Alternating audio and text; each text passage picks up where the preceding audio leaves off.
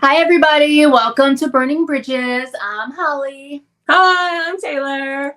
Yay! And Yay! today, Welcome to our very phlegmy edition of Burning Bridges. Exactly. We are both sick. And, Both sick. Yeah, so that's great. And this is our Valentine's Day episode, even though it's after Valentine's Day. I have been very sick, and now Taylor's sick, and now we're both sick. So I know, and we don't even live near each other, so we didn't get each other sick, but that's just how close mentally that's how it is. That's how it's going. Yeah. So please pardon any coughing, sneezing, nose wiping, wheezing, sweating, cough drops, passing out, fever inducing, whatever. So it's going to happen because it probably will. And pardon in advance my lack of energy, although I'm very excited. I am exhausted. Yeah, well, that's where I was last week. So yes. I think you very visually see where my battery just drained. And I listened to LMOL and go, there are so many things I didn't say that I wanted to say because I was just gone. So we will go back to LOML. LOML at some point. For an eternity. Yeah. But today we're talking about Alchemy, So High School, and doing a little tiny recap on the Super Bowl. A little tiny recap because it did not go. It didn't go great. Maybe the way we wanted it to. It didn't go great, guys. It didn't go great. However, I will say, I guess it depends on who you were rooting for. Yeah. Well, I just think the vibe in general was wildly not great. The vibe going in was very different than the vibe leaving. Yes, with the exception of Kendrick Lamar, who is amazing and who I love fully. And absolutely, he killed it. I literally rewatched his halftime show like 17 times. I love it. Okay, so we'll get to that at the end. So we're gonna start with So High School. Yay! So do you want to? I have a lot of notes for today's episode. I went deep. I did my research. I have a lot of notes for the Alchemy because... Well, should we just tease the fact, because we're going to get there second, but Holly and I deeply disagree on the Alchemy. We do. And so which is fine, everyone. It makes it more interesting. It's totally fine. So if you, for some reason, don't like So High School, or you're just like, well, that's boring, we all know who that's about, please stay tuned for the Alchemy edge of your seat, where we'll be doing it like a court case. Should we do it like yes, or like a speech debate or something? Ooh, debate club flashbacks. Okay. Or baking another theory cake. Ooh. Oh my God, guys, hold on. I need to get something. We can still be talking, but this is so funny. Hold on. Okay. All right. And look at all that Holly, even though she's been sick, has added behind her. Yeah. She's got her vinyl decal. Peace, love, and Swifties forever. It's so cute. That's cutest. I've got so much stuff over there, and I have a whole nother wall to do. But for my birthday, my mom got me these glasses. It was on top of my present, and it was like for my birthday. She didn't even realize the baking cake theme that we have going on for baking our theory cakes. Yeah. Hold on. I don't know if these are going to come up. But cake time. Oh my God, that's so cute. Oh, I love them.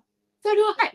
So when thank you. So when we start baking cakes, I'll put yours on. Yes. Perfect. Okay. I love it. Okay. All right. So High School. Oh, and let's just say, can we just like light a candle just in thought? Because the flame is going to make my fever come. Okay. Yes, and it's sad. I know. I wouldn't even spell it. I do have a new candle too this week too. Yay. It's my Fearless candle. Ooh.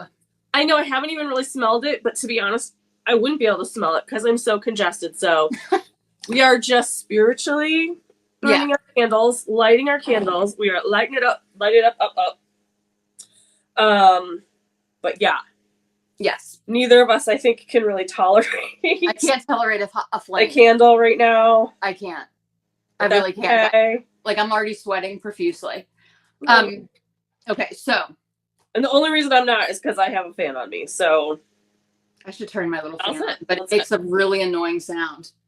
Okay, so. I have like a little hand fan. Anyway. Okay, it doesn't matter. All right, so let's start with high school. Let's break. Okay, so high school. Okay, so the first thing about high school. First of all, do you like this song? I love this song. Okay. I fully love this song.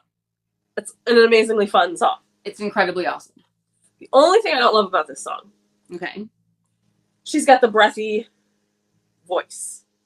I didn't clock it for a while. Okay. But now that I've heard it, I can't unhear it. I do have a theory of why she made this choice to have the... What is that? Well, I think because the song is so high school, she's putting herself in high school in this song. Oh, yeah, definitely. It's more mimicking her voice when she was in high school. Her singing. Oh, okay. That's my only thought, because obviously we know she gets a lot of, ooh, she can't sing criticism, which is bull. She can't what? She can't sing. People will say she can't sing. Oh. You ever see that? Yeah, I do. Like, I always forget that that's a thing. Like, I'm like, what are you guys talking about? It's insanity. Yeah, it's still. I really think it's only because she doesn't sing like high notes, and people think that's not genuine singing or something. I don't know. Or it's just they've bought into this whole. Okay, but let's be honest. Let's be honest. Debut Taylor's voice, fearless Taylor's voice. Like, she's had a lot of voice lessons. She has worked her vocal cords off. And without question, she's gotten some major vocal training, and props to her for doing that, because it's just a craft. It's like it's with anything. And absolutely, her and you can tell now is incredible from era to era, like what she specifically worked on. Oh, absolutely. Like, she worked on breath control. She worked on getting higher range and lower registers. You can tell. Yeah. And her low registers, amazing. Like, she's put the work in so many. Which is what she does. She's a workhorse. That's what she does. What she does. And she's like, I don't think that she would then, knowing our petty queen, knowing that that people will say this about her, unless it was a very specific creative choice to go in and do this like less than strong vocal. I guess subconsciously, like, I've never really thought about her voice on this song, but now that you're saying it, well, you're gonna hear it now, because like I said, I didn't hear it until I heard it, and then that's all I can hear. I am hearing it now in my head, and I am thinking maybe it's like trying to mimic like almost like being in love so much that you're like out of breath, and like all the sighing she's doing in this. I'm trying to stifle my sighs, and it's like this like whimsical. But I also think that this song is such a callback to that other song, that famous song from that time period, that Kiss Me Under the Moon and da-da. Sixpence None the Richer, who I personally have partied with. Thank you very much. So that, it's like, to me, it's mimicking that so... Not even impressed. You're not even impressed that I personally partied. Oh, yeah, again, guys, I'm very sick. Things are just going over my head today. That is amazing. It was pre-Kiss Me, but I like awesome. Lead singer a birthday cake one year. We got pizza to get. Nice. Well, I am, people. Yay. Fun. Band life. Yeah, at like a Christian college. It was way cool. Anyway. So don't you think that that's what it, like, she's also just mimicking that song because it was like a hit of that time period when she was in high school? That's a very good point, because obviously the other two big references in the song are the movie American Pie. Yeah. The game Grand Theft Auto, which both came out. American Pie came out on video in 1999. I told you I heavily researched this episode. Yeah. The second one came out in 2001, both like when she was in high school. Totally. and Grand Theft Auto, the first edition of it, came out in 1997. Yeah. So these are when she was like in high school, and we know that she like was homeschooled for a while. So first of all, in no way is she saying that she actually physically is doing these things with Travis. No. She is bringing herself back to like the stories she heard about what people did when she was in high school. Correct. Without question. And in the era that they would have been doing them in. So like this song was like a huge song. And then somebody covered this song even later on. Another band covered this. Like a dude sings it. Yes. Like a little bit more of an emo-y kind of. Yes. Yeah. I can't think of who. I can't like a Blink-182-y kind of a Fall Out Boy. Did they cover it? Somebody, I can't remember. Maybe somebody in that genre. Yeah, for sure. Like, this song was around a lot. I mean, and like the guitars, everything about this song is such a callback to the 90s, early 2000s in music, which I think is brilliant. When even the red dress that obviously not the exact red dress that she wore to the Grammys, but isn't the dress that Rachel Lee Cook comes down on the staircase in that movie, isn't it a red dress? I mean, it's a long red dress, but I believe it is a red dress. Oh. And she's all that. It's been a very long time since I've seen that movie, but that's the picture I have in my head. Yeah, I mean, it's just it's a brilliant way to make a very, like, it's a throwback to, it's a nostalgia song. It's nostalgic. Like, this is what it felt like when I was in high school. This is what was going on in there. And so if I had this type of relationship back then, this is what we'd be doing. And this is the songs that we'd be listening to. And this is what music would have sounded like. And so this is what this is. Yeah, I definitely think it's like, it's not the experience that she had when she was in high school. No. But it's the experience that other people had that she heard them talking about. And that she wanted to have. Yeah. And so now it's like she's putting herself back, like herself. She's putting herself back in high school and like saying that this is because she's with how I feel now. Yeah. This is how I feel now, and it makes me feel like a young teenager. Like, and when I was a young teenager, this is what was going on, and so I'm gonna make a song that sounds like that, which I think is brilliant. I love that song. Of course. I love that song. When I was doing my research, I came upon a lovely little factoid that makes me very happy. Okay. Apparently Travis has said that when the moment he knew he was in love with her was when she came to the Chicago Bears game. It was like the first NFL game that she was at. Oh, okay. The one where he has the mustache and he looks up. Let's fucking go. He finds her in the crowd and like that gorgeous smile and like yes. I am sure I'm not the only one who was like, how have I not known who Travis Kelce was? And that he is this incredibly gorgeous man. And I just love that it happened like an hour from where I live. Aww. That he fell in love with her. But basically what he said was like he had told her, I can make all the arrangements for you to like scooch in and nobody else see you and all that kind of stuff. And she was like, I got it. I'm cool. And he was just so impressed that she came in the door. She took care of her own stuff. And then he looks up and she's in the box and she's there and cheering it on. And it's just like, he was like, that's her. And history was forever changed. And that smile, that's that moment. Oh, that's awesome. We all saw it. And it's like, super great.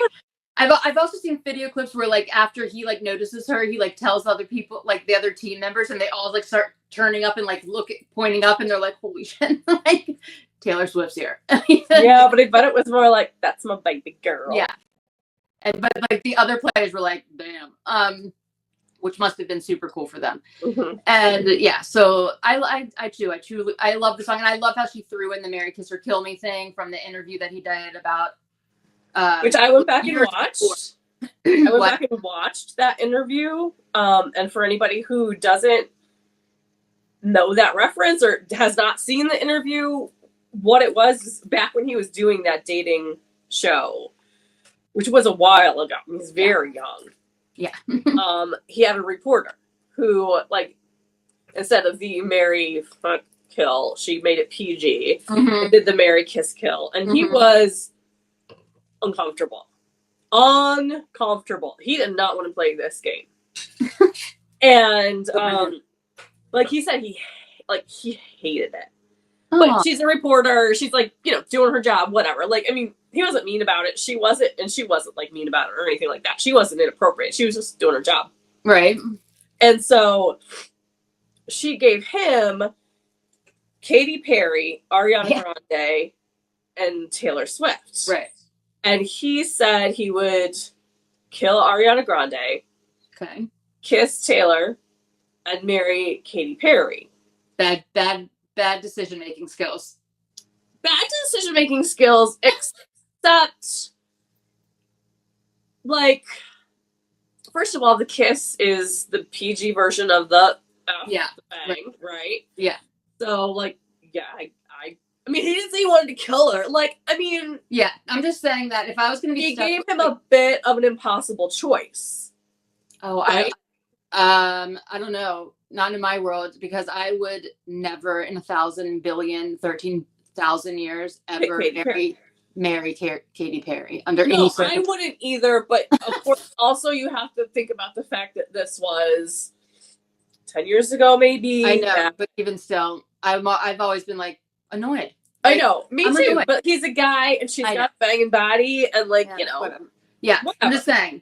But, and, like, she also gave him other, like, that was the first round, and then went, like, and did, like, the 3 Kardashian sisters, and did, you know, and it's like, he said he would marry Kim Kardashian, like, I know, but he was you could tell that he was like, who are you asking me about? What are the choices again? And why are we doing Who are we saying? Like, there was no, like, oh, yeah, no, I really like this person over this. There was no, they just threw out names. Yeah. No, I know. Hold on. Can I just also tell everybody, we're having some sort of technical problem where, like, everything keeps blacking out, so... Yeah, I think it's my fault, because I have a power bank attached to my iPad, and I'm going to actually unattach it for right now. I have 71%, so maybe that will go through. Let's see if that's the issue. It could be me too. Who knows? Who knows? It's just that kind of a day. Maybe it's some headwear. Maybe your sweet ass crown. My dollar store Valentine's Day decor is disrupting the Wi-Fi or something. I don't know. Maybe it's a possibility. So this song could not be more obviously about Travis Kelce. Well, obviously. I mean, literally obviously. Single line is about Travis Kelce. Yeah. Obviously. Yeah. There's, like, literally no question about this one. Right. So is there anything, like, we said we were going to be quick about this song. Is there anything, like, I mean, I love it. I love it. I love everything about it. And I love the line, tell me about the first time you saw me. That's so cute. And I think that is so high school. It is. Oh, we're still having the... still did it. Yeah. So that it wasn't that. So okay, well, whatever. Plug that power bank back in because it's not that. I love the laughing to that impression you did of your dad. I do too. I can see him doing that. Totally. And then, because he's funny. Yeah. And, like, the I'm hearing voices like a madman. Like, when you really like somebody and when they're, like, they say something funny, like, you stop in the middle of whatever you're doing and you remember, like, a joke they made and, like, totally. You're laughing and people are like, what is she laughing at? Because nothing, you know, it's in your head. Totally. Like, you're laughing at. And I also like the parallel, like, of in the middle of practice when it's like it seems like it fits so into the high school schedule, but she was also just practicing for the Eras tour. Right. And he does practice and she does practice. It's again their parallels of their lives. So I think that's really cool. The whole thing, I love that song. I think it's beautifully done. I think it's so sweet. I love that, and I love the chorus. I love the pre-chorus. I love all the twinkling, winkling. You know, like in the blink of eyes. Crinkling eye. She does love a crinkling eye. She does. I mean, if she did not sing about his eyes, then I would really question Because the very first song she wrote was about eyes. Like she loves an eye. She loves an eye, you all. She loves somebody's eyes the most out of anyone's of all time, though. I will say that, and I will get to that in the next song. But like I'm not like I will tell you that here's a like just a little insight. Sick Holly, when she has nothing to do except lay around in bed. Yeah. She does some deep thinking about, of course, just everything Taylor Swift and all of the discography. So I don't know if you guys have ever seen The Queen's Gambit. Did you ever see that Netflix show? Oh my god, so are you like laying in your bed and yeah. And Taylor appears on your ceiling? No. What happens is like all the songs do, and it's like and I'm like, oh man, I'm Queen Gambiting right now. Like if anyone's not seen this, the Queen. I should have worn my God Save the Queen shirt. Yeah, like if anyone's not seen this, everyone go watch it. It's amazing. Oh yeah, because we're referencing something people may not understand. Yeah. The TV show on Netflix. Well, it's like a limited series. It's a limited series. It's absolutely incredible. Mm-hmm. It's about a chess player, and she imagines all her chess moves on the ceiling, like through her whole life, just all the next moves. And so, I've been doing that this week plus while I've been ill. With the discography, like just I'm like, because you're a mastermind. I'm like, this is crazy. But then I'm like, yeah, I'm totally Queen's Gambiting right now. She's like, and I've been thinking about it too, like, especially because I started the Grammy-inspired series on Sparks about, I did my post. I don't even know if you've had a chance to read it, but I did a post about the Chicks. And so I've been thinking a lot about artists that inspired me and artists that inspired Taylor. Yeah. And about, like, how self-referential she is. Oh, my God, yeah. And can you think of anybody else that is even remotely as self-referential as she is? Like, any other artist, I'd be like, did they do that on purpose? Is that a mistake? Do they even realize they put that in there? Okay. Oh yeah, no.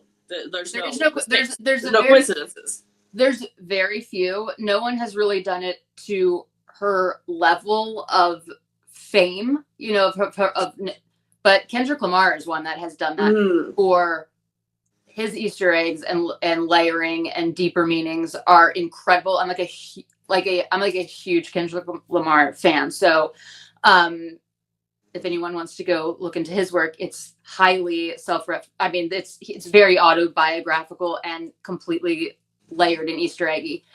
I will also say that somebody else does it, and it is Maddie Healy. Is very, very, very, very self-referencing to their life. Again, at no level. Like, no one's done it as well as her, as great as her, or as big as her. Like, or has like a discography as large as hers to continuously do it. Like, there's like, that is a large part of it. Like, there is no comparison at all to her. She is only halfway through her life, maybe. Like, we don't know how long she's gonna live, work, whatever, but we have so much already. Yeah.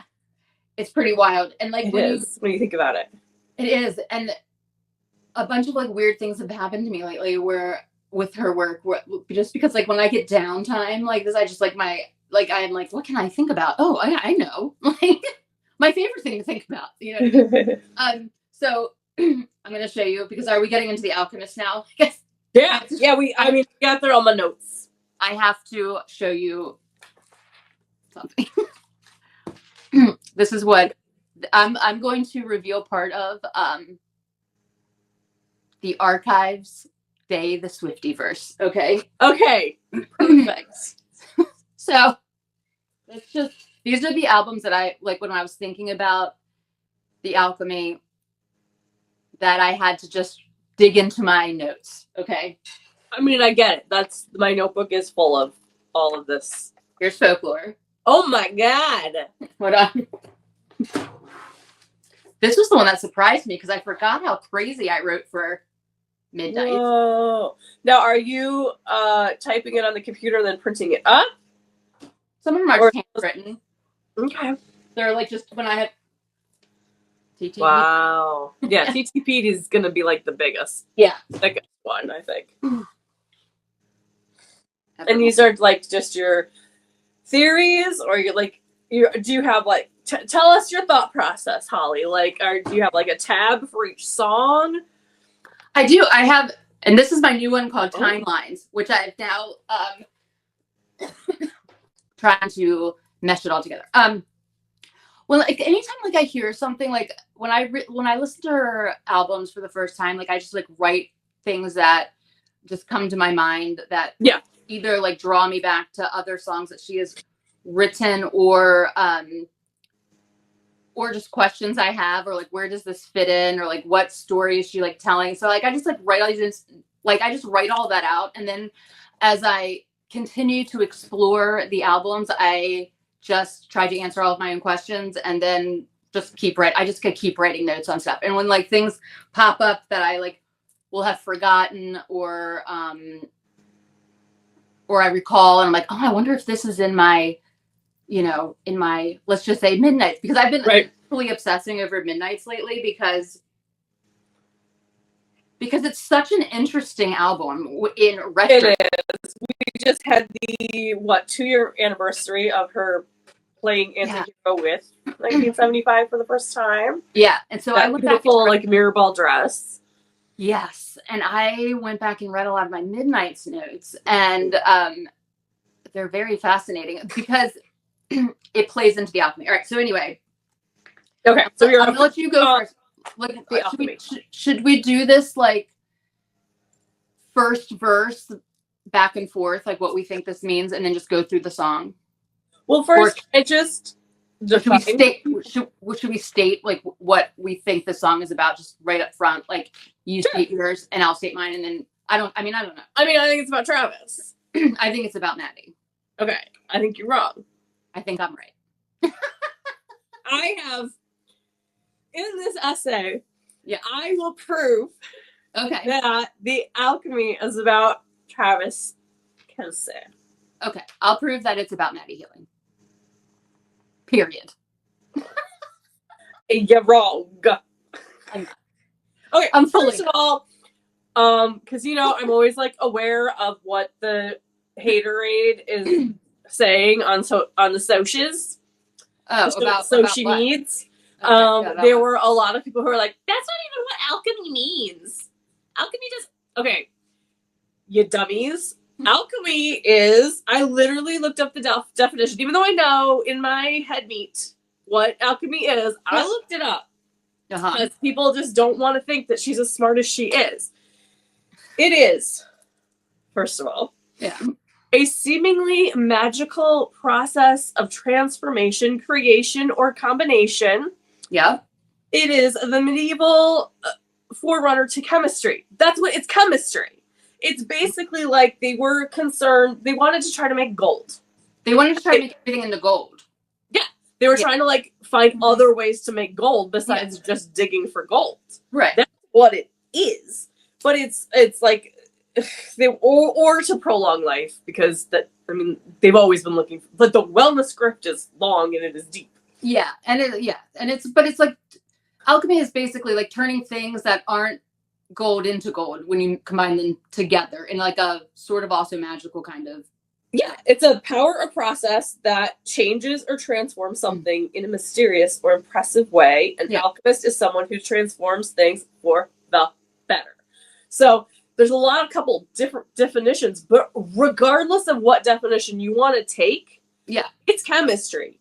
It's we are forming something together to make something that is better, to make gold, to make whatever definition you want to take. Regardless, it fits with the song. It is about two people in a relationship that. I agree. That's what I agree that the title's correct. I know. You're like, that's all we're gonna agree on, girlfriend. No, maybe not. Is it solely because of the heroin line that you think it's because of that? No, okay. Absolutely not. But the heroin line to me has a 6,000 meanings to it, especially when I went back through my Midnights and my 1989 archive. I don't know why I don't have that one out here, because that played a role in it too. But it was like, but anyway, so you go, and then I'll go, because I have to. Oh, sure. Make me go first, because you want me to go first? I don't care. Because you think your closing argument is so strong. Yes, I truly do. All right, that's fine, because I know my argument is so strong that okay, I can go first. Okay, do it. Okay. I mean, beyond the 3,000 football references in it, I mean, that's just obvious. I know you're going to bring up the heroin line, and I know you're going to say, do you? Travis would not say that. Well, that's I agree with you. Travis would not say. Travis, I'm guessing, is not a big wordplay kind of guy. Because why would he even bring up heroin, since he was never a heroin addict? I don't think he ever did say it. Nobody ever said that, like, this is a nonfiction song. Like, either she said it, she thought of it, someone said it to him, and he repeated it to her. You know, she. Okay. I mean, okay. That's fine. I don't care. Okay. He ever said it. He didn't say it. I don't think he came up with it. That doesn't mean it's not about him. Okay. Here are my two strongest points. Okay. That this song is about him. I'm going to start with my less strong. I'm going to. Okay. Nail in the coffin. Okay. Travis Kelce himself recently said one of his favorite Taylor Swift songs is The Alchemy. Now, who cares? Why would he say that if it wasn't probably him? Because he did not say So High School. He said Blank Space, and he said The Alchemy. And we know Blank Space has been forever his favorite. Okay, I think that this is what happened. I think that she wrote the song clearly about Maddie Healy, and I will go through all of my point by point, line by line, as to why this is the facts. And then she rededicated it to Travis Kelce. I also think that's why she put in another football reference song on the album to begin with. I will stick to my original day one theory that the Torture Post Department was going to be it wasn't going to be two parts until the Maddie Healy disaster part happened, where he like ditched her. And then she made an addendum she added on to the Torture Post Department, because she had to tell more of the story at this point, because that's not how she thought the story was going to end. So then she goes in and she writes So High School Travis in there. That's what I think. And then the question, why is there football references? Well, do you know how many times Taylor Swift has referenced football in a song? Yeah. So many. A song about voting, a song about political things. Like, I mean, Fearless, too many to count. Like, there is so many. She loves a football metaphor, analogy situation in her life, and she uses them quite literally almost on every album. So it is not a foreign tool for her to use, especially when the context of this song is like, we finally won. I finally got what I've been dreaming about, fantasizing about for 10 years with a person. I could go. I mean, I can literally go on. The pure heroin part. This is what I thought. Why I fully. Okay. I would just heard that. Yeah. I'm gonna let you finish. Yeah. I know. But I still have one more point in reserve. Just okay. For the record, so for the judge. But you keep going. No, I'm just joking. I'm just kidding. I'm kidding, guys. I'm kidding. We're who knows? Our audience is the judge. Yeah, audience, judge away. Judge away. But what point are you putting in reserve? No, you keep going. Oh, okay. Yeah. We'll get there. You just keep going. Okay, great. I will. So, Pure Heroin. So this is an album that Lorde made, which Lorde and Taylor Swift are very close friends. Yes. Pure Heroin with an E came out in 2013, I believe. Maddie and Lord are very good friends. And they, there's been like, I don't want to break out all the records of them like talking and what they've been talking about and like all these things, but there was what I remember a very back and forth weird Twitter exchange with Lord and Maddie about Joni Mitchell songs.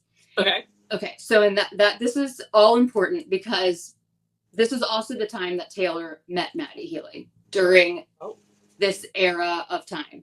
So Pure Heroin was applauded. Like, I loved this album. And then Jack got involved with Lord doing her next album, Melodrama. And then he did the next, like Maddie's next album. So it's like this group of people, right? So to me, this song, when she says, he jokes that it's heroin, but this time with an E, is to me a callback of this time period when they met, because Pure Heroin was a massive, huge album. They were both extremely good friends with Lord. Maddie was a heroin addict. He is smart enough to actually know the difference between heroin and a heroine of a story. Yeah. Like, he would actually say that because he is wordsmithy, like, like Taylor. So I don't think that in any way would she write a song about Travis Kelce that uses anything being brought up that was remotely linked to anything about Maddie Healy at all. Like, I absolutely do not believe that she would find that necessary. And that is why, like, in So High School, there's zip reference to him at all, because why does there need to be? I think that The Alchemy was originally going to be the last song of the album, much like A Daylight Situation, or like this started off here and now we're in this great place, because I truly believe that she thought that they were going to stay together. And, and he, I mean, dipped out. And so she reformatted and added. For the dip. Yeah. I mean, he ghosted. He poofed. He poofed away. So the other things, like, I'll just go through all of my list here. And while I was digging through my Midnights archive, I will just say that the song on Midnights that always is like, what is Question? Okay. Yeah. Okay. So Question to me is what all of Midnights is all about. Like, honestly, like, I think Midnights is her goodbye to Joe. We've already known this. And I'm really deeply exploring this question of what would have happened if you weren't high on drugs when you saw me at that award show. Like, remember when I was with some dickhead guy, but you were on something. So there's that reference to drugs. Then there's the reference to drugs in this song. Then there's the reference to drugs in The Smallest Man Who Ever Lived. And then there's also reference to drugs in Chloe, Sam, Sophia, Marcus. All songs that are about Maddie Healy, period. So yeah. Yes. Not talk about drugs with any other person whatsoever. Like, because he's the only drug addict dated. Correct. And so, like, she's not going to put a song that we know of. Yeah, like, she's not going to use a reference to that specific thing that is also illegal for, like, any athlete to be a part of, in a song about somebody that's not about this person. I will just continue. But she's not saying that, like, if it's about Travis, she's not saying that Travis. Why would Travis joke that it's heroin, but this time with an E? That's so stupid to, like, not stupid that you think that. I'm saying stupid for him to say. Like, why would he say that? Like, this time it's heroin. This time it's heroin, but this time with an E. You're my heroin. You're my. Yeah. But why would, like, it would only really work when you are actually a hero. Like, it's funny. The joke is that's why she said he jokes because it is actually a joke when a former heroin addict says, this time it's heroin. Is he former? But this time with an E. What?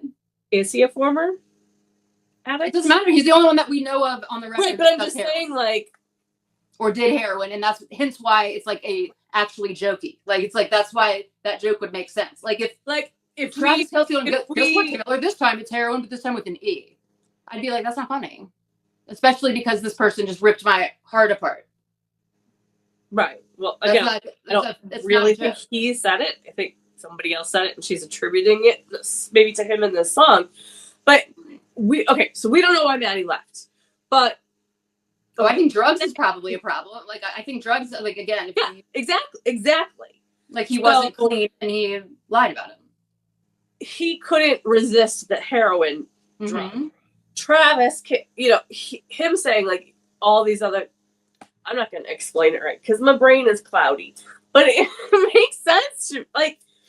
It doesn't make sense to me. Like she wouldn't be bringing this up. She's not going to say this. This song is also about. Okay, let's just go through like. Yeah. Okay, let's go through the lyrics. Okay. What if I told you I'm back? Now, if they had just met? First of all, she wrote this song before she even started dating Travis, and we already know that. So, like, how do we know that? We know it from Jack's posts about when these were written. Oh, okay. I don't follow Jack so I've not seen those posts. Maybe I need to follow Jack. Yeah, I mean, like, it just doesn't make sense. Like, it's like there's so much flashing back. I circled you on a map. I haven't come around in so long. But I circled you on a map is about Travis. Why? Why would that? Why would that? She put him on the map? Joke. Yeah, but I don't believe. I haven't come around in so long. The hospital's a drag. Yeah. That's all. The Fortnite. The whole music video. Fortnite is the. Yeah, but that's pre-Travis. That's pre-Travis, though.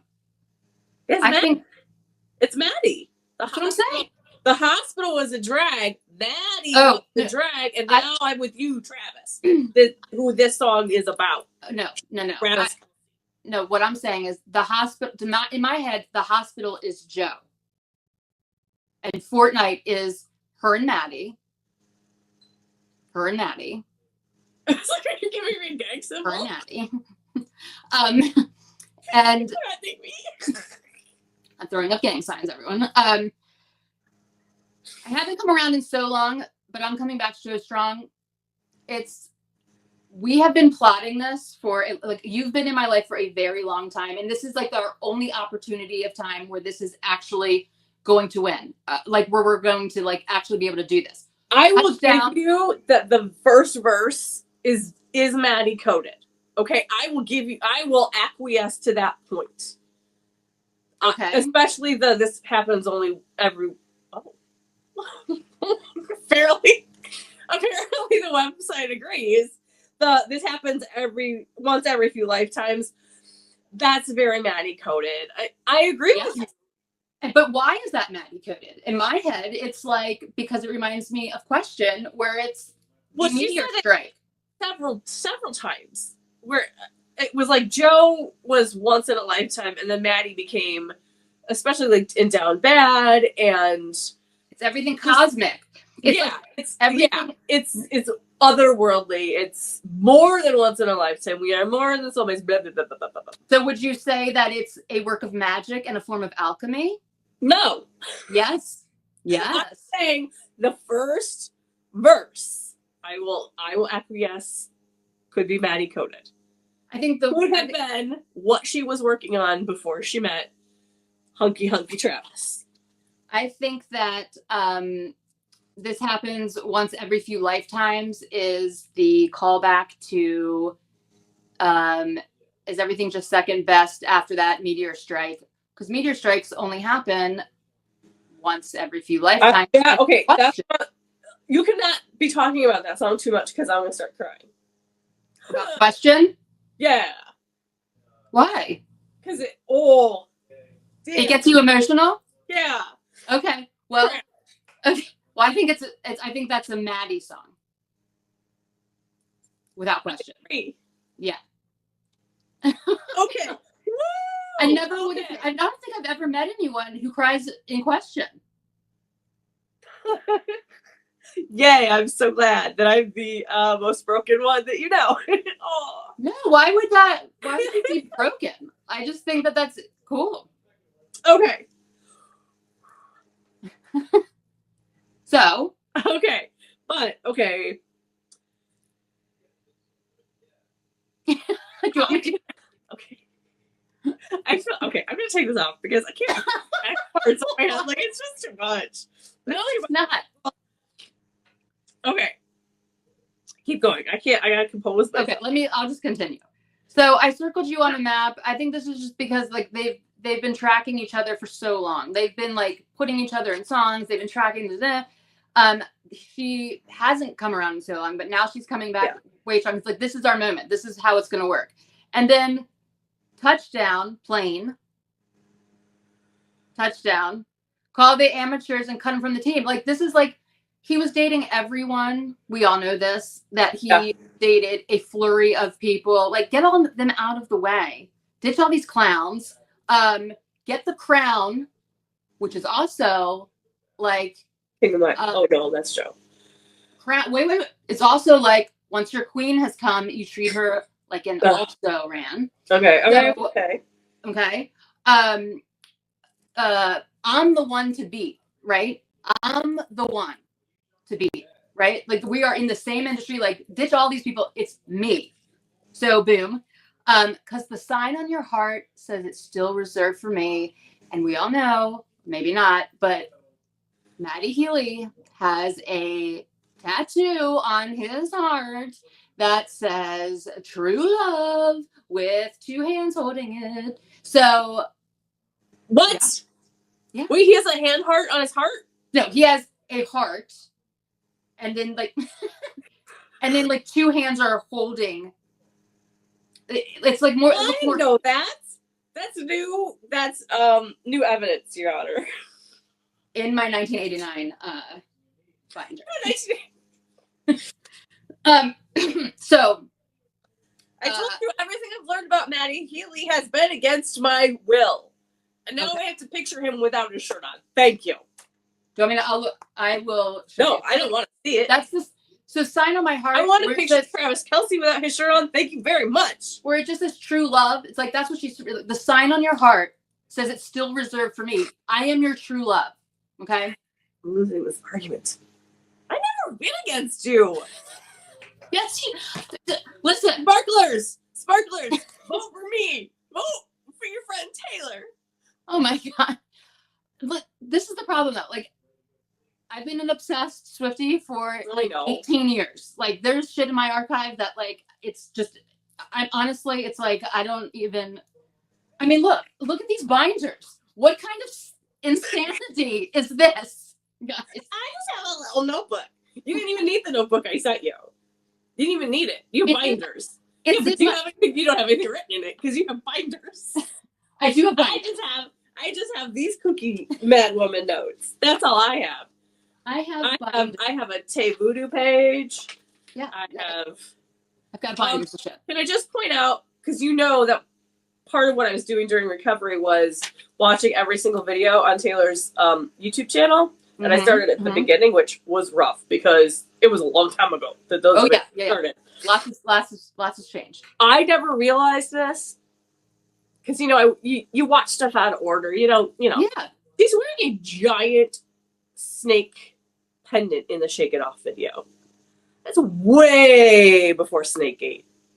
How does she do it?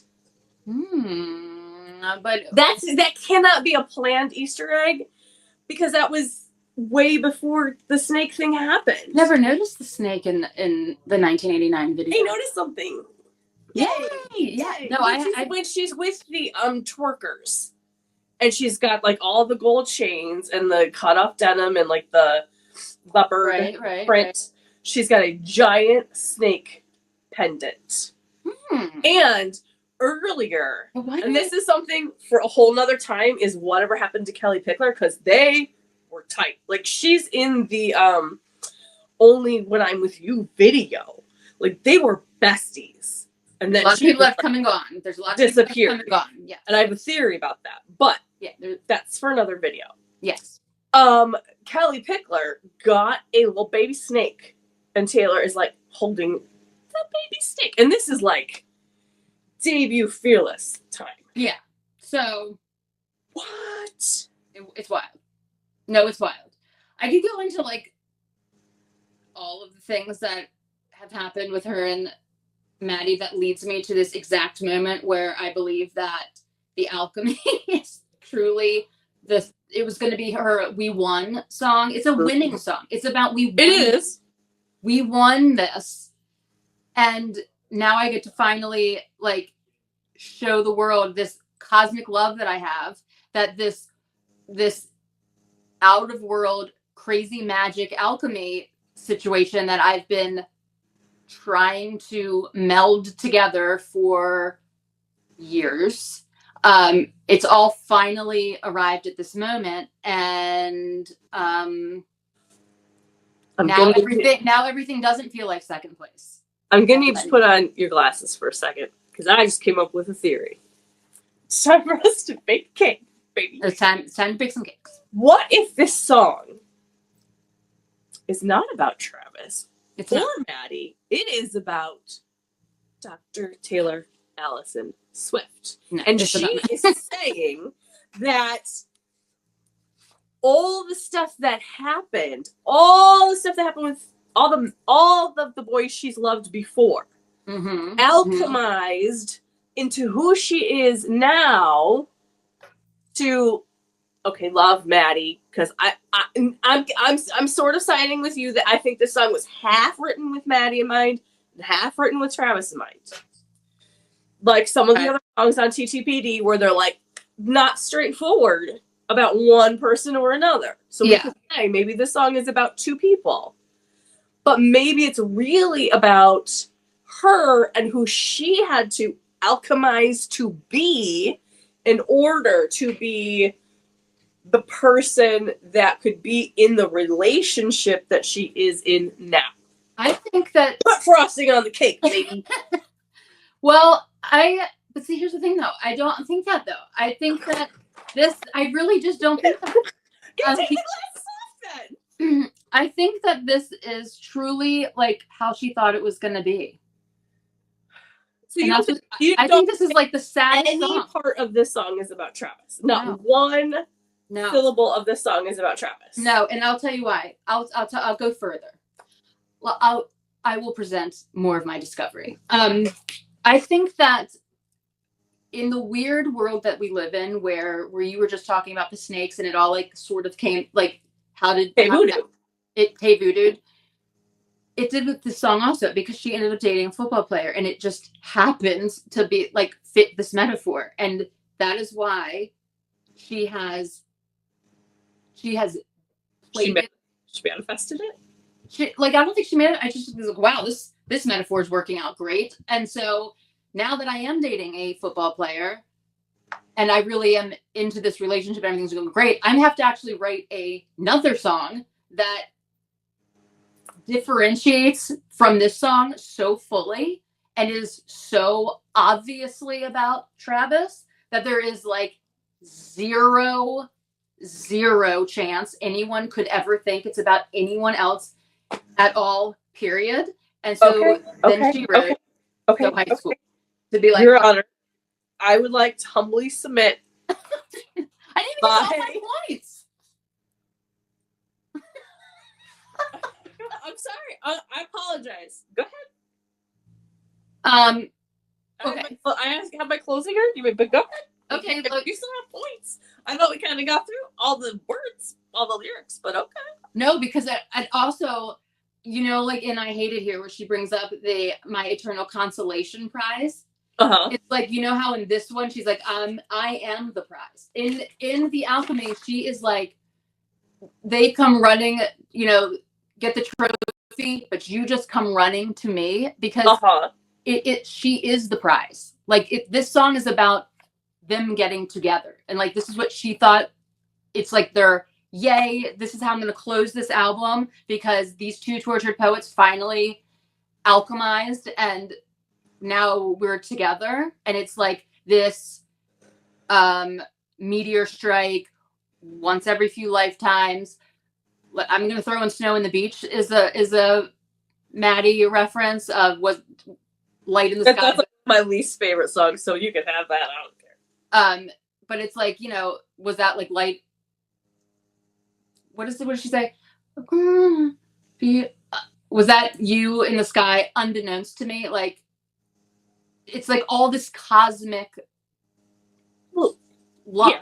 You know what I mean? Yeah. Like, I mean, Down Bad, obviously. You know, Down Bad. I mean, just all of it is like these supernatural occurrences. Yeah. Your aura was moonstone. Yeah. What? Dancing Phantoms on the Terrace. Like all of these out of our normal world. That's how deeply she felt this. He didn't feel that way, obviously, but she was like, this is it. And well, I think the alchemy said he felt that way.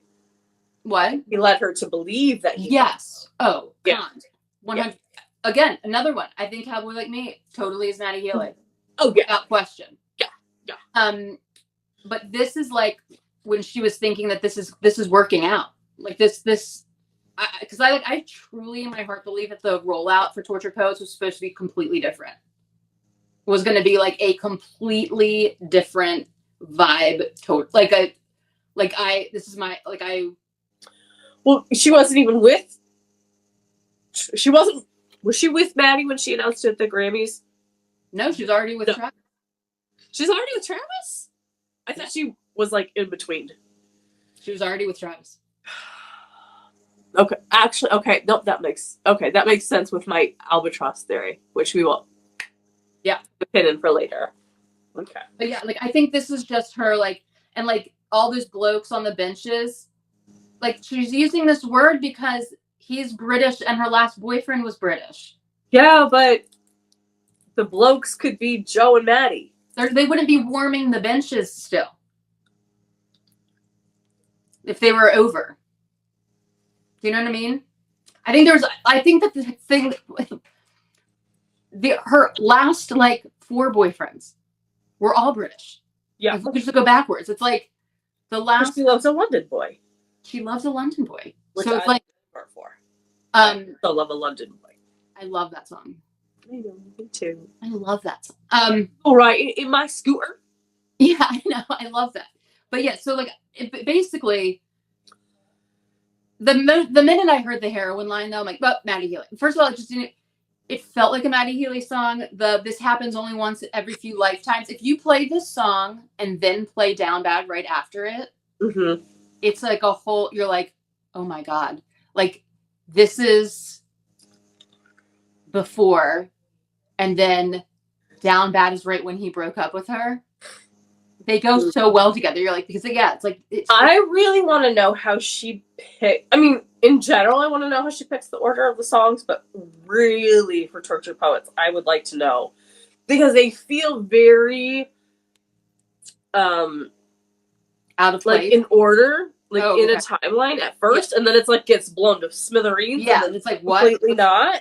So and there are some where it's like, I feel like she's had like. So many really sad songs, and then she puts like so high school or whatever, so, like just so we don't just like jump off a very tall something, because she knows like we need that relief. Yeah, and I think I'd like to throw in something about football now that's clear, or like not about football, that clearly is about Travis. So there's no confusion as to what this song is about because it's not about Travis. Like I'm not going to mention drugs in a Travis song. I'm not of any sort because no one's going to be joking. Like, I just don't think, I think like that is a joke that Maddie Healy would absolutely tell. He probably did. I mean, is it a joke Jack would tell? No, I think he was like, this time it's heroin, but with an E, because he thinks that's like, but I also think it's a callback to when they first met, which was during Lord's Pure Heroin era, which it is spelled heroin with an E. No, I know. And that is Jack and Flo. My theory is that whoever made the joke is not necessarily who the song is about. How about that? That is the way I'm going to word it. Even though that's what it says in the song, I don't know that that's necessarily... Maybe nobody made the joke. Maybe she made the joke in her head and she's attributing it to somebody else. She could, but it's also then a reference back to who in my timeline has anything to do with drugs. Right. And who also did I meet during the time when Pure Heroin with an E came out, and we're all 3 friends with them. And and this was my other point about the Lorde back and forths. They did all of these back and forths about Joni Mitchell songs and all this Joni Mitchell stuff. And then Maddie Healy came out and said, I want Taylor to do her version of Blue by Joni Mitchell. Okay. Right? So it's all this and that's when Red. She did Red. No, it's when she did Folklore. Yeah. Sorry,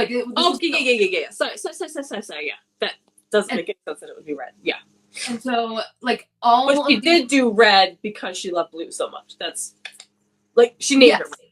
Right, but he was yes. I want her to do a stripped down, Nebraska,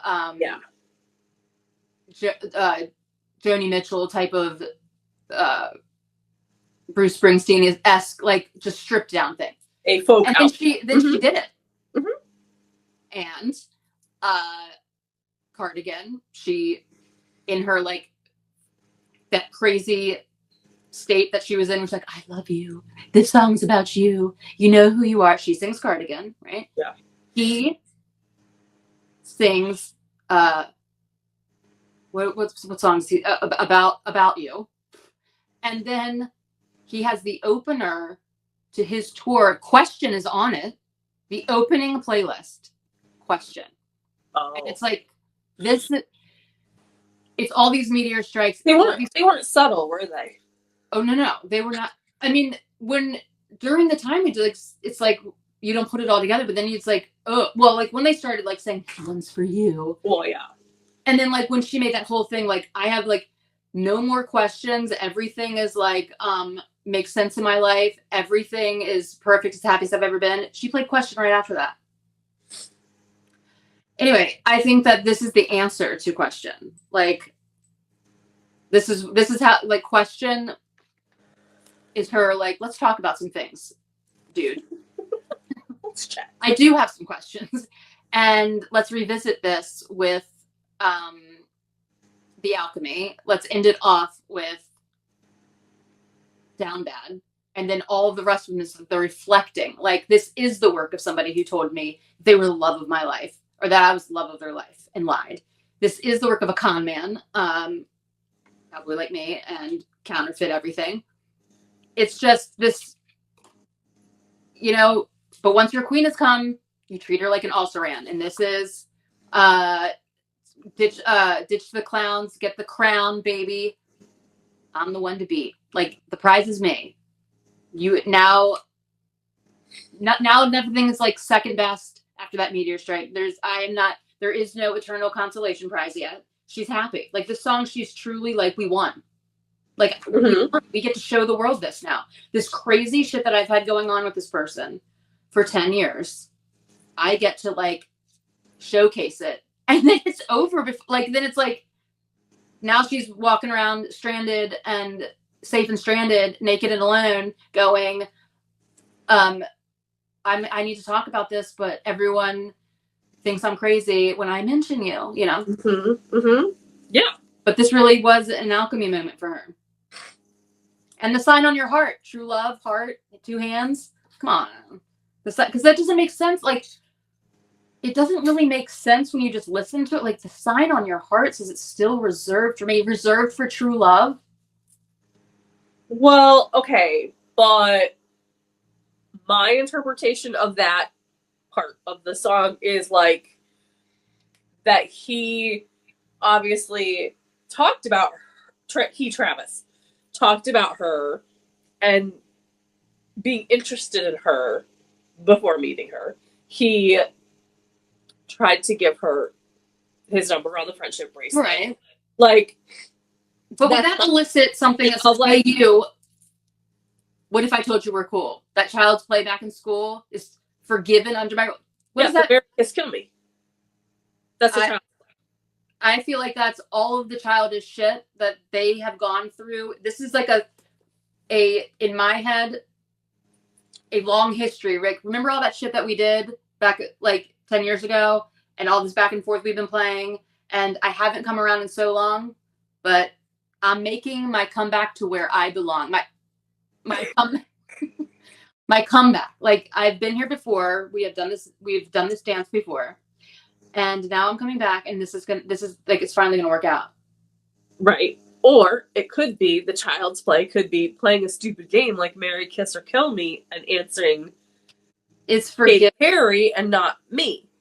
Yeah, I don't know. I don't know. I think this is more like, I read this as like we have a past, and I'm coming back. And I'm forgiving all that because this is gonna work this time. Like, the irony of all this is that when I first listened to this album, I was convinced this song was not about Travis. And like, I changed my mind over time. And one of the big things that changed my mind, Your Honor, was that at the 87th Era's show, at the acoustic section, she said, "Can you believe this is our 87th show?" And Travis was there. And she busted into the Alchemy. And she was wearing her blue dress. Blue is Travis's favorite color. Why would she do the Alchemy and not So High School at the 87th? Why would she do a song? Even because she's rededicating it. She's like, I mean, she obviously like repurposed a lot of her songs towards him through the acoustic section. Totally. Why at the 87th show would she not pick the one song, according to you, that she wrote specifically for him? Because it's already obviously about him, and she's trying to change the narrative and make this song, because it has football in it. That's so shitty. Yeah. That's shitty. Yeah, great. But like, I think that's what she did. She likes to do revisionist things.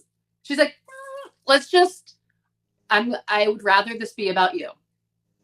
So we're just going with that now. You know what I mean? I would rather this be about you, and we can.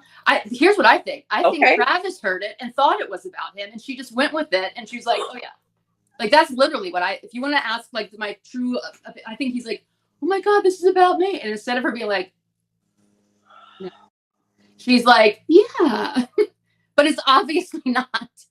Like, it's literally obviously not.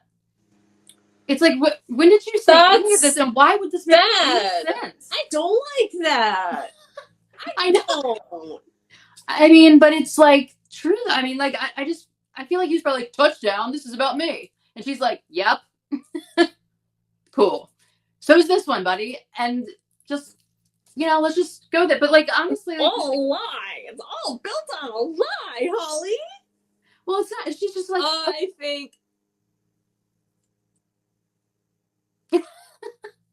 I mean, but like, right? Why can't it be about both? I mean, look at how many songs we've broken down, and we've agreed that they're not about one person. Oh yeah, but I have very strong feelings about this one. I'm always the one who comes in and says it's about one person. You're like, no, it's actually about 12 people. And here's why. Totally. And we are switched, and here, my side of it. And here's the thing, though, like, I don't care what people think about this song. Like, they can think it's about Travis Kelce all they want. It's cool. Like, whatever. In my world, what I'm saying is nothing can convince me that this is about him, period. For multiple reasons. So you came in as a prejudiced jury, or whatever. I came in as a... You should have recused yourself. No, because I don't watch legal shows. I watch medical shows. I am coming in as a veteran Swiftie who's been through many a war with this woman, who has... Have you been through the Great War? Yeah, like many. And I'm like, just the second I heard, I'm like, well, okay, drug reference. This is going to be no one but this person. She's not going to do that. It's very specific. Just like outer body, like otherworldly alien abduction, cosmic things, starry eyes, moonstone auras, all of the things The outer space, alchemy, magic, cosmic love are 100% Maddie Healy, whether we like it or not. It's just a fact. Like, that's just how it is. I don't like it. Well, that's just how it is. I don't like it. I know, but you know what? Like, she really loved him. She said, fuck it, I was in love. I get it. And it's like any of the other songs. Like, I get it. Like, I have been through the ringer this past week, relationship, not even really, situationship-wise, and, like, the combination of Down Bad and My Boy Only Breaks His Favorite Trust, that is brutal. It is despicable. I'm sorry. You can't listen to those two songs in a row when you're going through what I have been going through. No. Because I'm driving through like a blizzard, like a snowstorm, and it was not safe. Oh my God, girl. Driver because of Taylor Swift. Because I was crying and it was snow and oh, I'm sorry. Well, don't blame me. Don't blame me, my love, baby. Blame. Well, another drug reference song, right? Yeah. She like. Well, I mean, she does like to equate like being in love to being addicted, like clean, and everything. So, I mean, there's a couple of those songs that predate Maddie. So. I don't know that they predate the infatuation. Well, right. Like, I'm really like this sick period that I've had. I've done a lot of like revisiting, and I'm like, interesting. Like, interesting now that I'm thinking about it fully. Like, Midnight's has taken on a whole, and I'm like, oh man, there is. But like Clean, that's isn't that Speak Now? Clean is on 1989. For Red? Clean is on 1989. Okay, but is it 1989? Isn't that pre-Maddie? Oh yeah, absolutely. Yes, that reference. Yeah, absolutely. But I'm talking about actual drugs. Pills. Taylor makes a point. Taylor makes a point. Taylor makes a point. Yeah, you make lots of points. I'm just very adamant on this one. It's like, I will fight anyone on this. I will die on this hill. That's fine, because when we get to Thank You, Amy, like, that's it'll. Okay, I'm not gonna back down on my theory. That's fine. That's fine. Like, there's just some songs I'm just like. I mean, I know it's fine because I'm not gonna back down. Yeah, like there's just like, nothing. People are not gonna agree with me, but I don't. Yeah, who cares? Like, it doesn't really matter. Like, people can comment and say, "Oh my God, this is about Travis." Which, please comment. This is about Maddie. Yeah, it's fine. Like, I respect people's opinions. I'm just saying, fully 100% mine is this, and here are the facts as to why. Which I would just like to point out. Like, how do I word this in the, I guess, most elusive way possible? When I did sort of first bring up my Thank You, Amy theory, back when I was like typing out all my theories and everything, and so people would comment and disagree, which is fine. Totally. But I did not agree with their disagreements because I very, very, very firmly believe in my theory. Yeah. And there was someone who is no longer a sparkler, so I'm not, being mean towards anyone in the community, who I think thought I should have rolled over and said, "Oh no, okay, you're right." No, I don't agree with that mentality. I was not rude. I love people's theories and their ideas, but that doesn't mean that I'm going to completely put away I believe in what I think. Correct. Nor should you. I hear what you're saying, but here's what I'm saying. Yeah, and this is why. Here's how I'm going to back up my point. And that doesn't mean I'm mad at you. That doesn't mean I'm forcing you to agree with me. That doesn't mean I think that everyone has to agree with me. No. It just means that I really firmly believe what I'm saying. Totally. I mean, quite literally, no one on earth could agree with me on this, and I'd be the Lone Ranger that fully believes that this is how this song is, and I frankly don't care. So, and I love that for you. I love that for everyone. And people should we're never gonna know. nobody's ever going. I mean, we're never when we meet Taylor and we become besties with her, which manifesting for that to happen. She's never going to say, by the way, Holly, you were right about the Alchemy. I mean, she might she's on the never Alchemy. Gonna confirm nor deny. She might on the Alchemy. She'd be like, ding, ding, ding, ding. Not. She might. Like, she'd be like, yeah, that heroin. I bet even like Austin, her brother, I bet, doesn't even know necessarily who every like song is about or what. But I also think that there's songs that are totally a combination of people. I just think I know. I just said that like 20 minutes ago. Yeah, like I and everyone knows that. Like I'm like, this I think is about. No, I agree, and that's why I'm saying I think maybe this song is about a combination of people, but I don't want to see it on this song, and that's fine. I don't see it in the song. That's fine. And you don't want to bake a cake with me, but that's fine. I mean, fine, Holly. Yeah, I just like this one. I'm just like, I can't even hear it. Like the instrumentation to me doesn't even sound like Travis Kelce. Like nothing. Like it sounds like it sounds like outer spacey. It sounds like celestial. Like it doesn't even sound like So High School is like 100%. The second that song came out, I'm like, this. What I already know. This is the Travis song. Okay. What do you think about the fact that she merged in the Air Source? She merged, but Daddy, I Love Him, and So High School. I mean, we've not dove into your mom's favorite song, but Daddy, I Love Him. Like, I swear she's probably not a tattoo person, but if she was, she'd probably have Running With My Dress Unbuttoned, like, tattooed on. She would have that tattooed if she was a tattooed person, when she's not. But she would. She deeply loves that song, as do I. She loves it so much, and I love that for her. I love that song, too. I think it's epic in 1,000 ways. It's just such a badass song. It really is, and I can't wait to dissect it with you, because I know so many thoughts on that song. Such a good song. I think sometimes... About Travis. I do... See, this is one that I don't think... This is, again, the same thing that's happening with the Alchemy.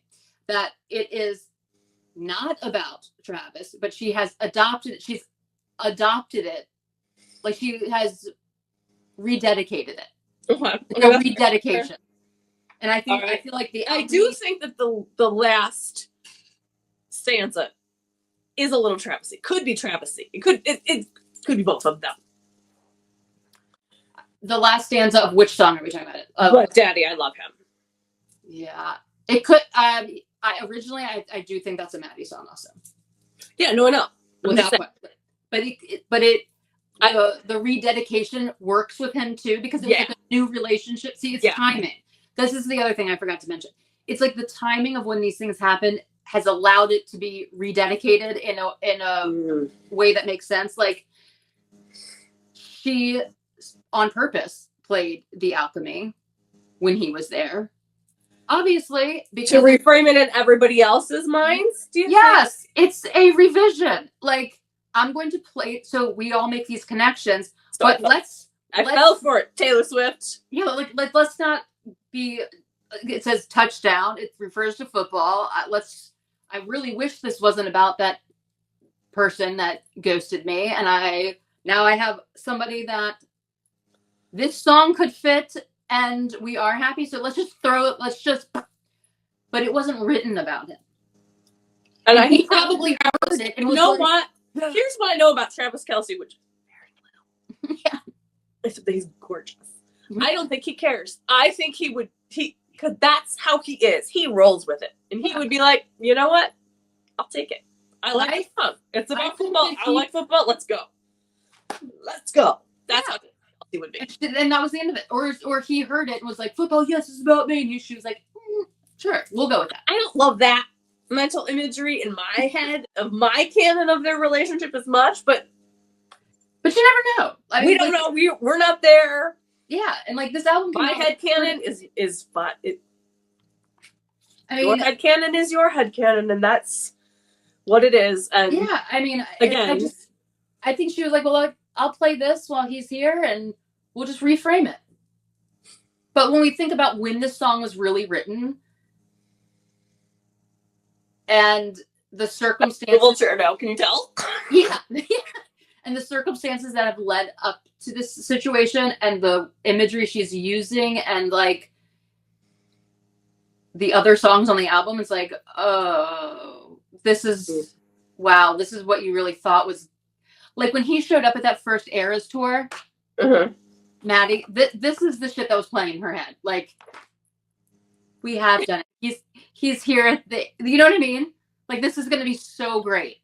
It's so sad. Like, this song to me is really sad because it's like, oh no. Like, this is how she felt. Yeah. But this was the end that she was picturing. And now it's changed the prophecy. See what I'm saying? Like, it's like going from, we're here, we won, the whole world can disappear. Like, you've got, I'm the prize. Our relationship is the thing that we won. Put a crown on both our heads. I'm the queen of the world, of your world. This is it. Like, alchemy has truly happened. Like, it wasn't just in my head. Like, it wasn't just, written on my upper thigh in the back of my mind. All the files, all the lower cases, all the blah, blah, blah. Now it's real. It is truly a work of alchemy that this has come together, and it's like cosmic, and everything in my world makes sense now. All the nights are like colors that I've searched for since, all of the things. And then it had like I think the and she was with a different person. Yeah, like the psychotic episode that happened inside of the Tortured Post department recording process was the shock and awe of the fact that it actually ended the worst way she could have, so that she never even fathomed. And that's why she's on the second half of it, like, I wish I was still wondering. You know what I mean? I wish I could unrecall. I wish I could unrecall. I wish that I was just still wondering, like, I wish I was still looking at holograms of you, like, in my mind. Do you know what I mean? And picturing you places with me and just wondering. Yeah. I would like to rather wonder than know at this, because this is catastrophic. You know what I mean? And I think that the alchemy is... You're gonna make me cry again, Holly. Sorry. I'm sorry, but I just think it's like a sad song. Like, to me, when I hear this, not originally written as a sad song, originally written as we get to show the world. We are first of all, this is the man that she said, like, let's not forget that she said, like, I lost my twin. Yeah. Like, I lost my twin. Yeah. And then in that original voice note, he was my best friend. Like my twin. That's how deeply she felt this. But also, like, she does romanticize every relationship she's in. Yeah, like the twin flame and the invisible string, and I mean. Okay, but let me go back to, let me just throw in just one thing before we talk about Super Bowl really quick. Okay. Because you've convinced yourself that you won this argument.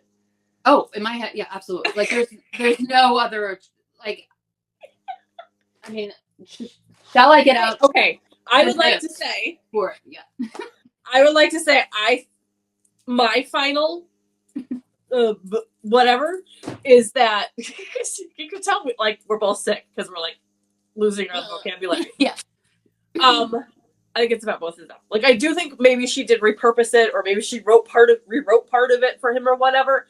But I think, like, other songs, like, maybe she thought that's what she got with Maddie, but she really got it with Travis.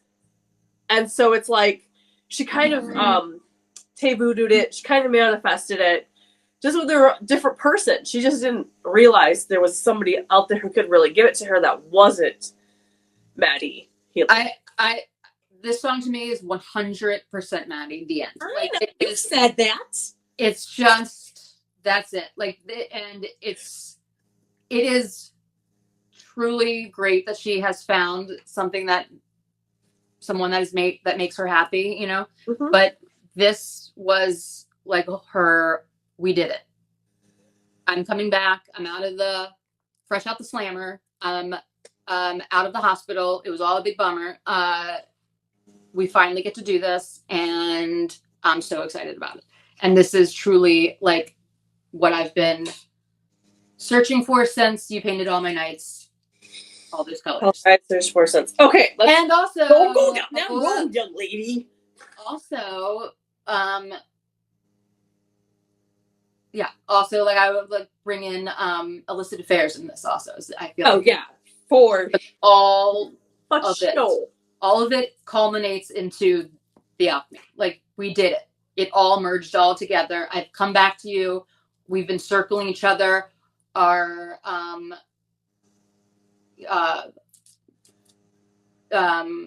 I just float through your orbit? I've circled you on map. I'm in your same orbit. I've come back to this thing that we had, that sign on your heart. Still, it's still reserved. It was reserved for me before when you used to tell the world that you loved me out loud on Twitter and all this kind of crazy shit. It's still reserved for me, and I'm taking it right now. And she did, and he left. She did, and he peaced out. So that's sad and horrible. And like I feel like there's like an invisible person like. I know, like I agree, Holly. I know, like who is this? It's the little mannequin behind you. Yeah. Oh my god, that would be so weird. All right, so that's my thing. That's all right. The superb owl. The what? The Super Bowl. The superb owl. Oh yeah. Super Bowl.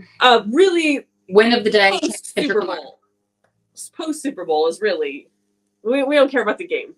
We don't care about football. It was disappointing. Whatever. I didn't watch it.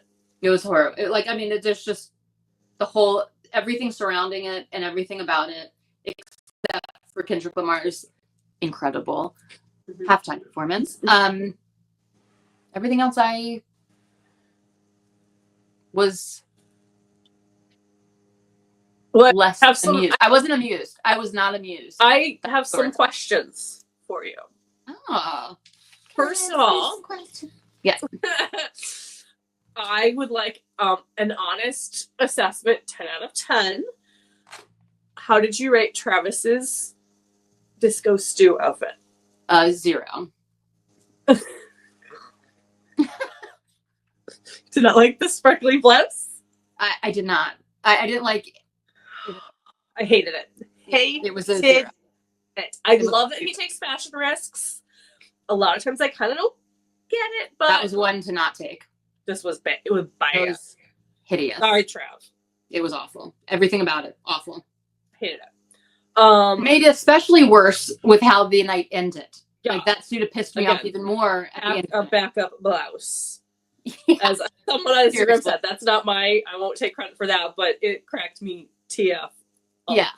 Yeah. Like nobody had a t-shirt this man could borrow. Like, wear your jersey out. I mean, yeah, seriously, something. Go shirtless. I'd be okay with that. Put a trash bag on. Anything but the glittery, sparkly. Horrible. Awful. Horrific disaster of it was horrific. Horrific disaster. Like, it's a whole locker room. It's awful. You're gonna tell me there was not a shirt in there somewhere? Just, come on. Put on your brother's shirt. Eagles winning shirt and turn it inside out. Yeah. Something. Put on somebody's shirt. My God. Put on a jacket. Put on Taylor's blazer. Something. Like the quote was like, now I want to burn all my clothes from the Black Dog was like what I was thinking. Like, this makes me want to burn all the clothes. But let this man those would not burn well. Okay. Out of 10, Taylor's outfit. A 13. I loved it. I loved it too. I wanted some worn denim. I got worn denim. I did not think I was going to get that. I felt it was very significant. She reused the T necklace, which I talked about wanting to fashion one for myself. Like, I felt very in sync with Blondie. I called that she would be wearing the T chain again in my prediction outfit on this. On Sparks. I didn't. Yeah. I missed that, but I said she will be wearing that the reemergence of the T chain. Yeah, I thought that she was going to wear red though, so that was wrong. But I guess something else right too, and I can't remember what it was though now, because it's been quite the haze of not feeling good. Like I'm like starting to sweat. My fever is probably coming up. I mean, you're glowing though, so it's okay. Glowing with like, yeah, I'm like dying. Okay, so I watched the new Heights podcast video. Yeah. I asked you to watch it. I did. Because I wanted to ask you to watch like an hour-long podcast for like 2 questions I have of this. Which I do all my homework. Well, maybe 3 questions.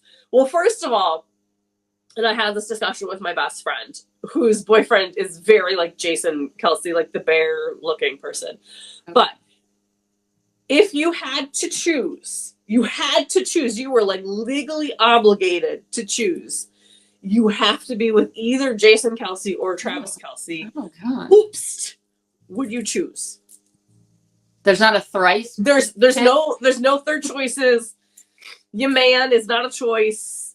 There's no other men that you can be with. You have to be with either Travis Kelce or Jason Kelce, with only the knowledge that you have of them up to this point.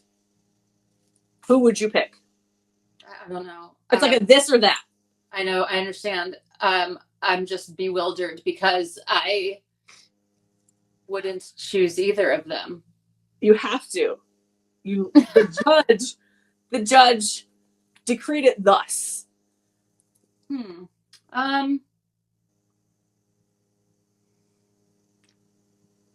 mean, nobody's saying you have to sleep with them, but you have to live with him. Would that suit have to be involved? No. Okay. You can have some control over the fashion choices. I don't know. I think that this is, I mean, I don't really know anything about Jason. So I would have to, I know more about Travis. So I would have to pick that. That's the only reason? Yeah. Okay. That's literally the only reason. I mean, I know you're mad at Travis right now. Like, I know that. And I am too. But even before that, I wouldn't, I don't know. Like, I wouldn't, I feel like our personalities wouldn't get along at all. You and Travis or you and Jason? Well, I don't know anything about Jason Kelce at all. Like, nothing. I did see him at the Eras store, though, when I went there. He walked literally right by me. And... Whoa!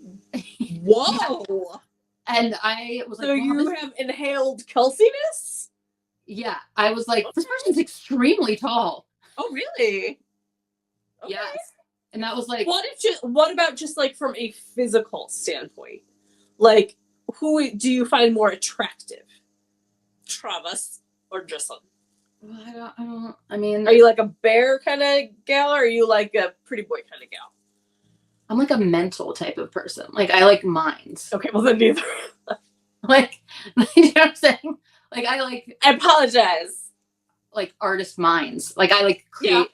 Like, I like that. That's what, like, so this question, I'm like, oh, I don't know. Because I mean, I would just like to undercut that by saying I think they are both very intelligent in their fields. Yes. But just not fields that I or in depth.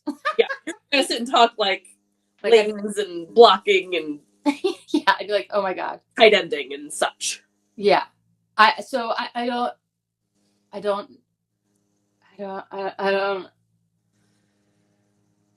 did not realize this was going to be this hard a question. I am so sorry. See, I didn't know it was going to be like SAT level question. This is why I'm so cerebral. I'm like, oh my God. I'm like actually making like a Venn diagram in my head right now. Well, we can come back to it. I'm like at a later episode. Yeah, like I think it would be fun to kind of do like a this or that. Like, well, hold on. Well, what is your answer? I mean, we know it's Travis. There's clearly no. Not just like. But, like, for many reasons, not just, like, because he's gorgeous. And also, I think he's very funny. I enjoy his sense of humor. Okay. But here's maybe the biggest reason. Okay. When you watch their podcast, their whatever you want to call it, whatever it is that we do. Yeah. The backgrounds between them. You look at Travis. Travis obviously has a very specific, dedicated office or something. He's got the Scream that has the New Heights logo on it. He's got his trophies. He's got some Jason and Travis bobbleheads. Like, it is clean. It is well thought out. It is a dedicated area. Jason I saw like has his dog cage. I saw it like Jason's is like feral. Jason's is like, it's wild. How many millions does this man have? He doesn't care. He doesn't have a dedicated area. It's like fucking filthy looking. Yeah, no, it's crazy. The dog cage. There's a lot of plaid. It's a coffee table from like 1982. That's like the dog obviously has like gone into. Wild. Yeah, it's like it's got some like I don't know. Yeah, Jason and Travis stuff and stuff like from their sponsors. There's like a sauna in the back. It's like it was giving me stress. Aesthetic thing. I could not live in that house. Is what it was giving me. I would like lose my ever loving mind in that house. Well, in that room, like I don't even know what. Listen, if that's where you are choosing to put up your camera for millions of people to see you on like a weekly basis, and he just doesn't care. What does the rest of your house look like? Well, I bet you that's like the only space that's allowed to have like his like shit in it. Again, he's got to have millions of dollars. Yeah, but still. He's not a poor man. No, I know. How can he not have, or like rent a studio, build a place in the backyard, have a dedicated area? He's like, but no, it's not this cave. In this plaid cave. Right? There's like a Peloton. Like there's. I know. It's like a dog cage. I'm like, wow, that's a choice. It's like, yes. I mean, I am on my third chair now for what we do here. We have like, how many subscribers do we have? Like 10, you know? Right. Like, we will get more. Yes, definitely. Big. I couldn't deal with it. You redid your whole wall. You painted your freaking wall. I bought and did all of this. If anyone knows the level of my neurotic, like organizational psychosis, that situation, like, I mean, honestly, like I have an archive of my notes. Right.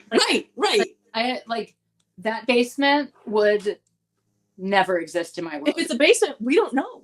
That could be I was scouting it out though because it was giving me anxiety, and there was this you can see that there's a sliding door that looks like it goes to outside. It looks like bottom level of a house situation. Yeah, but there's barca loungers.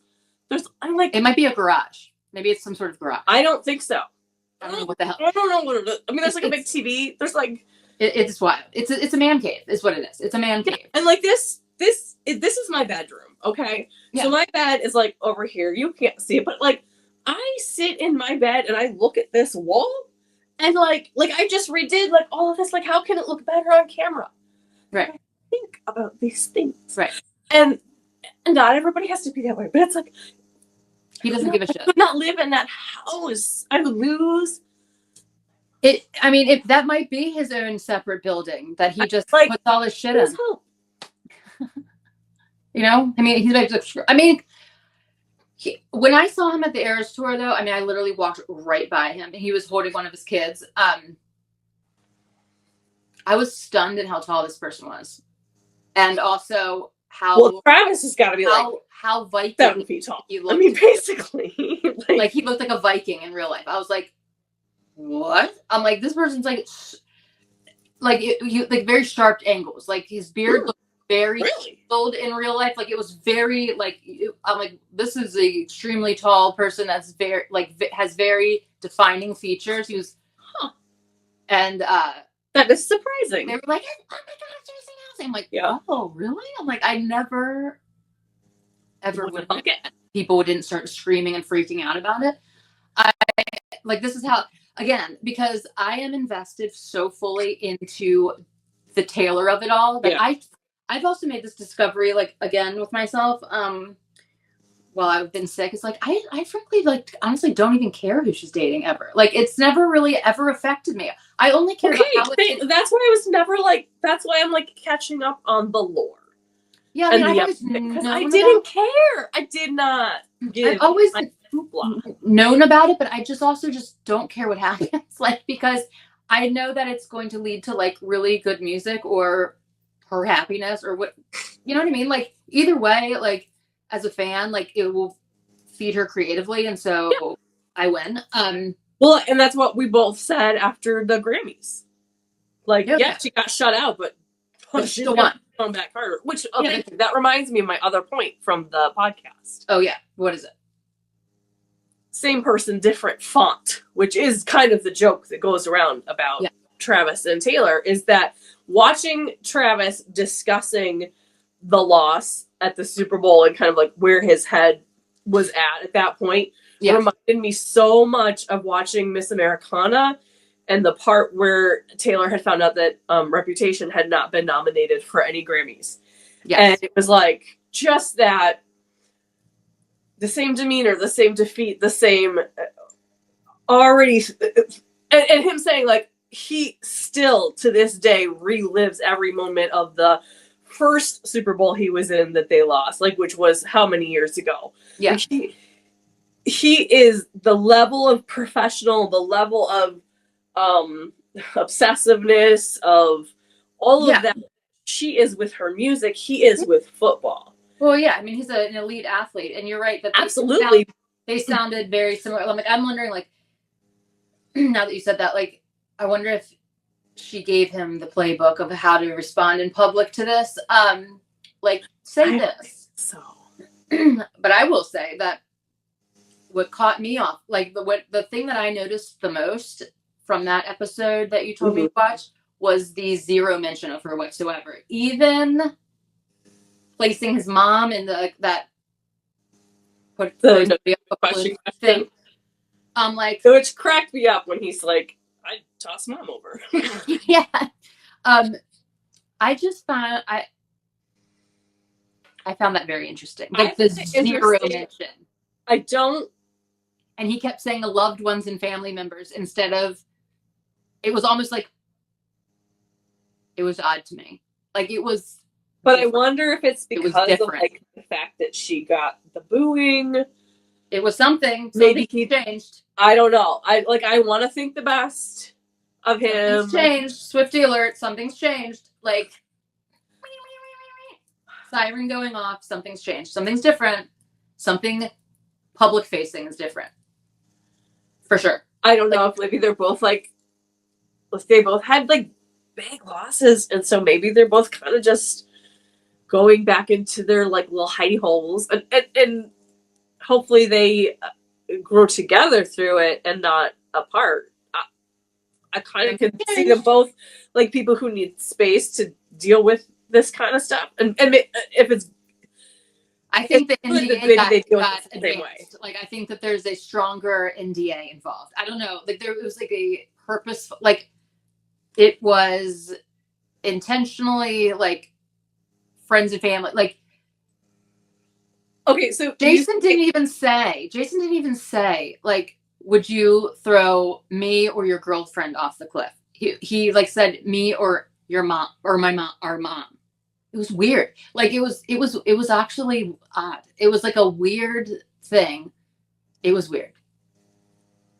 And like he kept saying like well, maybe he didn't want to set Travis up to say like I would throw Taylor over a cliff. Like well he wouldn't. He would pick the brother. Yeah, that's obviously true. He would never have to pick Taylor. But he picked his mother. He picked his mom. Odd, but well, then he would. Because he said the mother would say to pick her, though. Because she was older and whatever. And because... It cracked me up when he said his mother. Yeah, and because it said to throw the mom off the cliff. But, I mean, if the comparison was equally, like, we just mentioned your wife and you in this situation, it was just a strange... But your wife and the mother of your children, who is also carrying your child, is a very different comparison than your girlfriend of 2 years.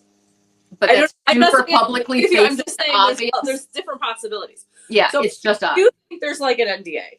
You think it's from Taylor's camp to like the Kelces, you can't talk about me anymore? I know that she has NDAs. Yes, 100%. She has them with all of her ex-boyfriends. I know. Obviously, she does. But I'm saying like. Okay, so you think it changed, and she's saying to the Kelces, I'm fathoming what's going on. Like something's different from that broadcast. You're theorizing. I'm theorizing that something. You're baking a theory cake. Something's different. sensors went off immediately. I'll tell you when they went off. They went off when he left that stadium alone. I was like, whoa. Like something's different. Something's different. Did we actually see him leave the stadium? He always does that walk with her together at the end of the game. And he was flying solo on it. Okay. Something's different. Something's different. I feel like we're watching Sesame Street. Yeah. One of these things is not like the other. Right. One of these things does not belong. And that is definite. And in this podcast that you told me to watch, I was like, you told me to watch this. And I did. I did it against my will. No, I wanted to, but I was like, what I'm picking up on is the no mention, which is strange to me. It's just strange, and my senses are just, we'll see. We'll see what, I hope that they're just, I think it's possible that they're just recovering. Or something. I really, really hate it if they broke up now, because people would say it was because he lost and that's why she dumped him, and it's like, and I would not think that that's actually what happened, but I would just hate to feed into that narrative. They're not gonna break up right after the Super Bowl. All those. Well, I'm sorry. I would almost I agree, but even if it's 3 months from now, people are still gonna say that. The haters be hating. Yeah, whatever. I personally, I know you don't care. I don't. I'm if I would be if she broke up with him the night of the Super Bowl, I'd be like, that's my girl. But that's my girl. If she never does, I'd be like, that's my girl. You know what I mean? Well, I think at the end of the day, and I've been thinking, because obviously I've been in my bed a lot too with my recovery. Yeah. And so I think I've just been reading a lot more comments and stuff, and then it's my algorithm was like, oh, you like Taylor Swift? Give you more Taylor Swift. Oh yeah. So I've been seeing a lot more, and the thing that I keep coming back to is what other artist do we hold to such high standards of they have to she basically has to be perfect. I have all these other artists that I love and I enjoy, and other people do too. Obviously, it's do you know what their private jet usage is? Do you know what their political stances are? Do you care what they said about X, Y, and Z? You don't. Nobody cares, because the only reason why they care is because she's so influential. You know what I mean? She is the biggest of them. No, they care because someone has told them to care, because it's the misogynist playbook. Well, yeah, and also because anything that mentions her is going to get more views. Do you know what I'm saying? There's a double-edged sword with how famous that she is, but the flight, the air flight thing is so stupid that I could literally talk about it for 7 years, but I'm not. Me too. Tired. But it's literally there is no point. Yeah. Period. The end. That makes sense for the argument of she uses her plane too much, and I will die on that hill as well. I will too. Yeah, that's the stupidest thing with no argument that makes sense. And tell me one other person that was on that list. You can't. She wasn't even on the list for 2024, by the way. And who gives a fuck if she was? But I'm just saying, that's the misogynist, we're going to pull this one person out. Yeah. It's do you hold the same energy for who was number one? She's literal world tour. And Kim Kardashian was on the list, nor was Kim Kardashian going. But nobody holds her feet to the fire. Yeah, because it's pure. It's insane. They've done it for this to her entire career, you know. But it's just. But there's just no other artists that people have this need for perfection. I need her to say what I want her to say. I need her to do what I want her to do.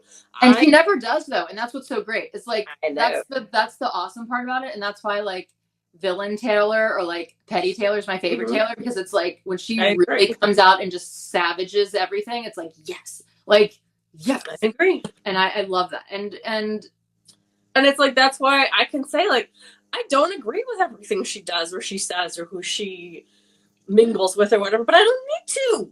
No, I'm here for, I don't know, it's like, I've seen this episode and I still love the show. Is my quote for anything that's going on with her. I'm like, yep, seen this, still love it, down, seated, eating popcorn, watching. Along for all of it. Period. Yeah. And like, how many male artists have actually abused people? Oh, I know. And I know. Get awards, and still people still love and lift up, and it's like disgusting. I know. No, it's crazy. I don't know. We've tangented so far off the tangent. Yeah, this is going to be a new topic that we'll talk about because it's very important, because it's such bullshit. But I'm fading quickly. No, I apologize. No, you're fine. You're fine. Well, this was a good one. We did. I didn't convince you, and I don't think I could have though. So it's okay. It's an impossible mission. Yes, it is. It's okay because it's an impossible mission. So it's impossible. It's an impossible mission. I am a diehard for Alchemy being about Maddie Healy, and I come to fight all the time over this. I would really love, like, for people to comment either on Sparks or on YouTube. Like, tell us, first of all, what do you think? Who do you think the song is about? Yes. Were there any points that we brought up that you were like, oh, that's interesting, Taylor? I hadn't thought of it. Amazing catalog of knowledge, Holly, and facts. Boom. Oh, yeah. Like, we want to hear what y'all have to say and all that. Yeah. So, and if you have any thoughts about, like, what we should do next, because we haven't decided, and I have some ideas, what we should do for our next episode, let us know. Yes, let us know, and we will try to make that happen. But yes, let us know. And I've got to go because I am fading quickly. So yeah. Let's do our outro. Okay. So here we go. So as always, peace, love, and Swifties, and with sparklers. And sparklers.